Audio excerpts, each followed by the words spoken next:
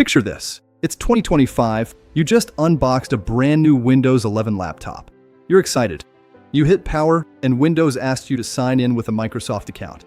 You type your email, click Next, click I agree, and you've handed over more personal data than you realize. Most people click through the Windows setup as fast as humanly possible. I get it. You just want to use your computer. But buried inside those screens are choices that affect your privacy every single day. And the defaults? They're not set up for your benefit. Here's what Windows enables. Your location is tracked, and your typing and voice data is sent to Microsoft. You get an advertising ID that follows you, and your diagnostic data starts flowing to their servers. Microsoft says this improves your experience. But did you choose this, or was it chosen for you? Let's fix that. Let's get specific, because vague warnings don't help anyone. In Windows 11, there's a section most people have never opened called Diagnostics and Feedback. Inside it is a diagnostic data viewer, and when you open it, you'll see just how much is being logged.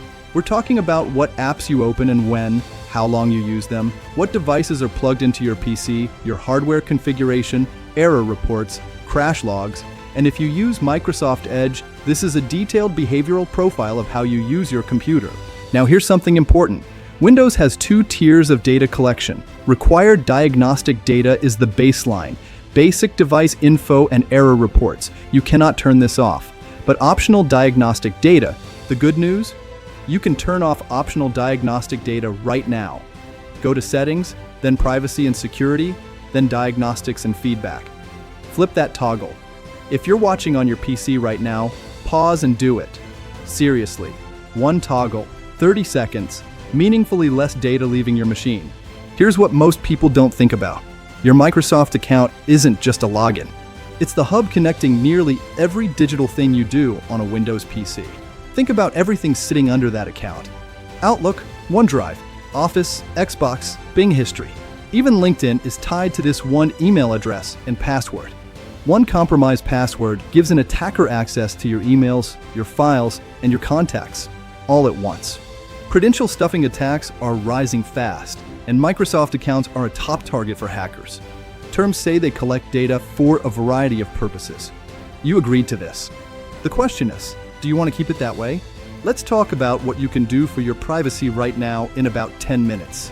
This is your Windows privacy audit. Every step is free, built-in, and completely reversible. Step 1. In Settings, go to Privacy and Security. Look at Location, Camera, and Microphone. Turn off what you don't need.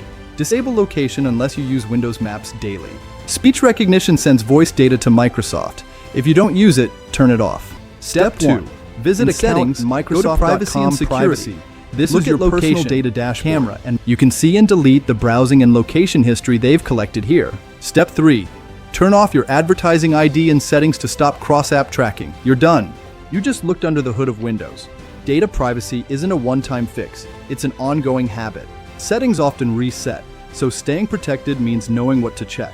Next, we'll talk about passwords and the common mistake that leaves your accounts exposed. If you reuse passwords, you're among the 65% at risk. That's why Carefreecomputing exists. We help everyday users get secure with straightforward guidance in plain English. Hit like if this helped, and subscribe for episode 2.